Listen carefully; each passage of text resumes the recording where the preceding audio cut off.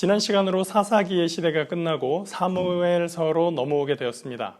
사무엘은 이스라엘의 왕정이 시작되기 전 마지막 사사이면서 사사시대와 왕정시대를 연결해주는 인물입니다. 오늘은 사무엘을 통해 말씀하시는 하나님에 대해 배워보도록 합니다.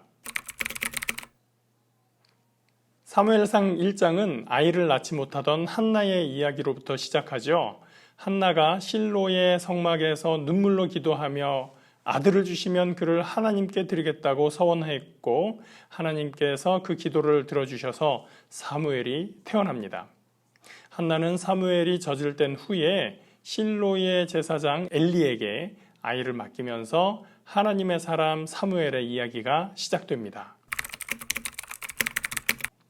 한나가 하나님께 드린 서원에 따라 사무엘을 엘리에게 맡겼지만 사무엘상 2장은 엘리 집안의 행실에 대해서 고발합니다. 제사장 엘리의 두 아들 홈니와 비느하스는 제사장의 뒤를 이어야 할 책임에도 불구하고 성막에서 하나님께 드릴 제물에 손을 대고 여인들과 동침하며 하나님께 범죄합니다. 아버지 엘리가 주의를 주지만 그들은 아버지의 말을 듣지 않았습니다.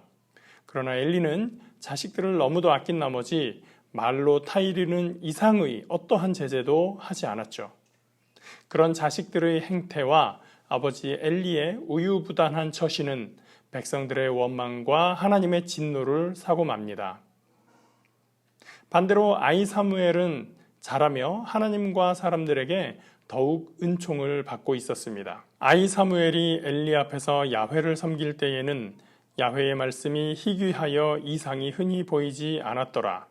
엘리의 눈이 점점 어두워 가서 잘 보지 못하는 그때에 그가 자기 처소에 누웠고 하나님의 등불은 아직 꺼지지 아니하였으며 사무엘은 하나님의 궤 안에 있는 야훼의 전 안에 누웠더니. 사무엘상 3장 1절은 사무엘에게 일어날 어떤 일이 있기 전 당시 상황에서 주목할 만한 점을 하나 강조하고 있습니다. 야훼 하나님의 말씀이 희귀하고 이상이 흔히 보이지 않았다. 지금까지 이스라엘 백성들이 광야를 거쳐서 가나안 땅에 정착할 때까지 활동의 모든 근거는 하나님의 지시와 인도와 명령이었습니다. 모세로부터 여호수아와 여러 사사들은 하나님과의 소통을 이어가며 이스라엘을 지도해 왔고 가나안 정착을 이뤄 왔습니다. 그런데 이 시대는 그러한 소통이 부재한 시대가 되었습니다. 하나님이 이스라엘에 대한 관심을 그치신 걸까요? 그렇지 않습니다. 하나님은 여전히 이스라엘에게 관심을 가지고 계셨지만 이스라엘이 하나님에 대해 관심을 끊었고 제사장들이 하나님을 찾지 않는 시대였습니다. 그들에게 성막이 유지되고 하나님께 드리는 제사는 유지되었지만 오로지 형식에만 머물렀을 뿐 하나님의 다스리심과 그 뜻에는 별 관심이 없었던 겁니다. 그걸 어떻게 알 수 있나요? 2절에서 엘리의 눈이 점점 어두워가서 잘 보지 못한다는 표현을 하는데 학자들은 이 말을 엘리가 눈이 어두워 잘 보지 못한다는 말과 연결한 중의적 표현으로 보고 있습니다. 즉 이 글의 저자는 엘리가 육의 눈이 어두워 잘 보지 못할 뿐 아니라 영의 눈도 어두워 하나님의 이상까지도 보지 못하고 있음을 고발하는 수사적 표현이라고 보는 것이죠. 하나님의 관심이 끊어지지 않았다는 또 하나의 증거는 하나님이 말씀하고 싶어 하셨기 때문입니다. 어떻게든 소통의 창구를 만들고 싶으셨던 하나님은 사무엘을 부르십니다. 야훼께서 사무엘을 부르시는지라 그가 대답하되 내가 여기 있나이다 하고 엘리에게로 달려가서 이르되 당신이 나를 부르셨기로 내가 여기 있나이다 하니 그가 이르되 나는 부르지 아니하였으니 다시 누우라 하는지라. 그가 가서 누웠더니 야훼께서 다시 사무엘을 부르시는지라. 사무엘이 일어나 엘리에게로 가서 이르되 당신이 나를 부르셨기로 내가 여기 있나이다 하니 그가 대답하되 내 아들아 내가 부르지 아니하였으니 다시 누우라 하니라. 사무엘이 아직 야훼를 알지 못하고 야훼의 말씀도 아직 그에게 나타나지 아니한 때라. 야훼께서 세 번째 사무엘을 부르시는지라. 그가 일어나 엘리에게로 가서 이르되 당신이 나를 부르셨기로 내가 여기 있나이다 하니 엘리가 야훼께서 이 아이를 부르신 줄을 깨닫고 엘리가 사무엘에게 이르되 가서 누웠다가 그가 너를 부르시거든 내가 말하기를 야훼여 말씀하옵소서 주의 종이 듣겠나이다 하라 하니 이에 사무엘이 가서 자기 처소에 누우니라. 야훼께서 임하여 서서 전과 같이 사무엘아 사무엘아 부르시는지라. 사무엘이 이르되 말씀하옵소서 주의 종이 듣겠나이다 하니. 하나님이 사무엘을 부르시는데 사무엘도 엘리도 알아채지 못하는 이 장면은 약간 시대를 풍자하는 코미디 같은 느낌을 줍니다.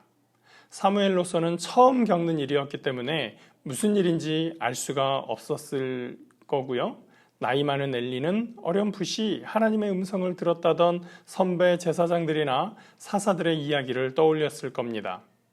하나님께서 생생하고 또렷한 음성으로 부르시는데 그것을 알지 못하고 듣지 못한다면 그만한 비극이 또 있을까 싶습니다.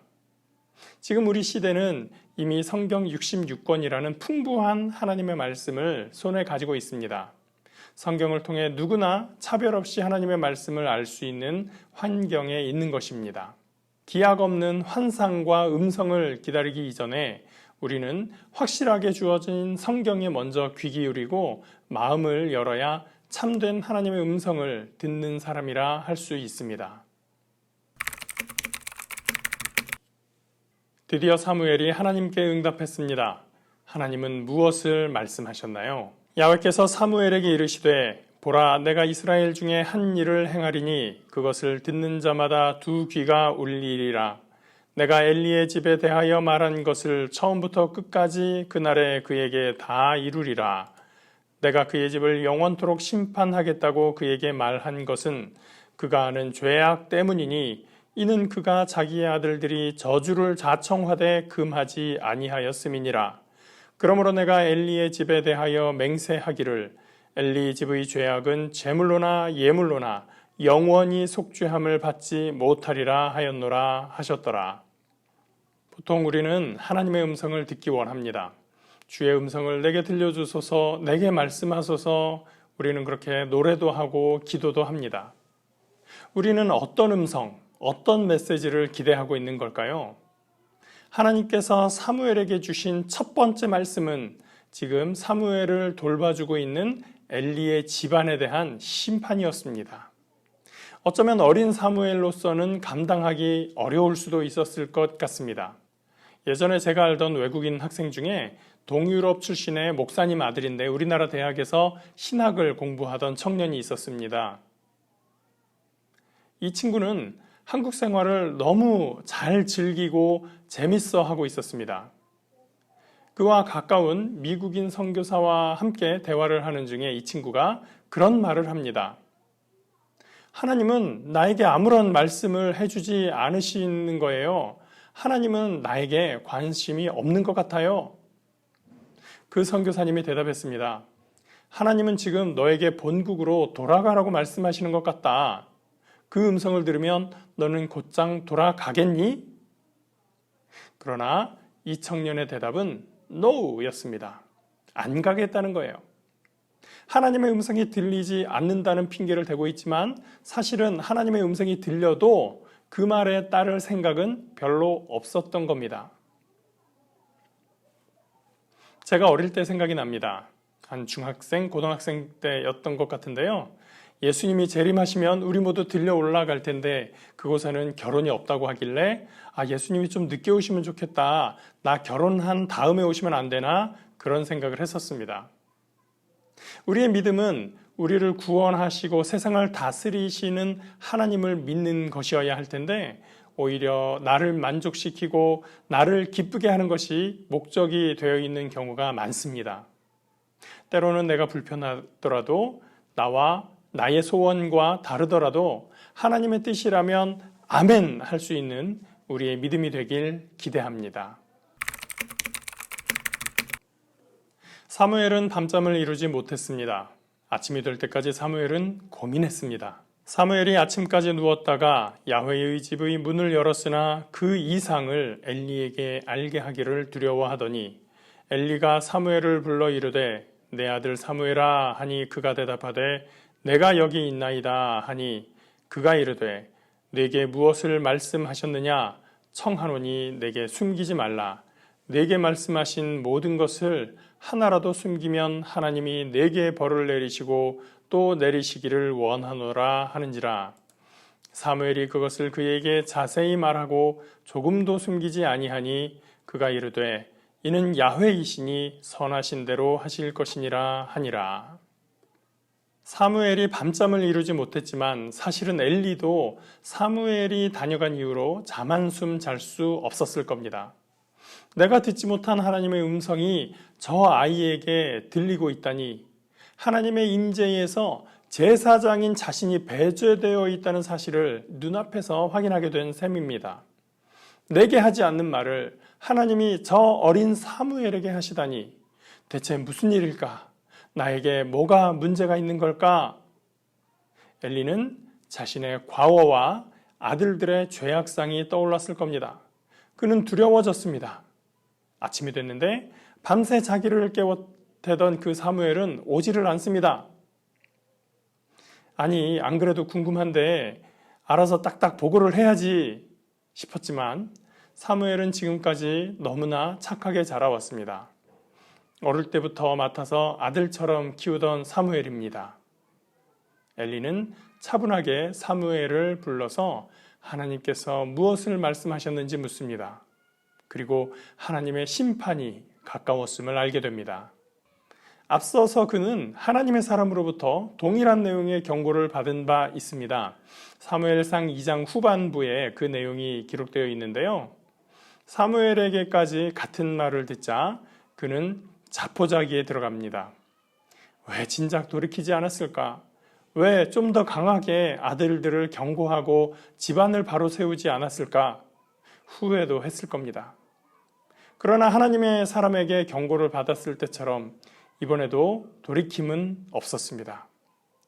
하나님이 속죄하지 않겠다고 말씀하셨는걸요 라고 이유를 댈 수도 있지만 그런 표현은 하나님의 진노를 강조하는 표현입니다. 모세도 그러한 하나님의 말씀을 듣고 중보자로서 기도하여 하나님의 뜻을 돌이키시게 하는 경험을 몇 차례 한 적이 있었습니다.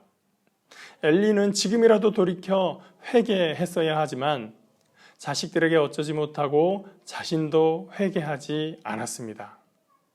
하나님은 그 모습을 보고 결국 그 말씀대로 행하시게 됩니다.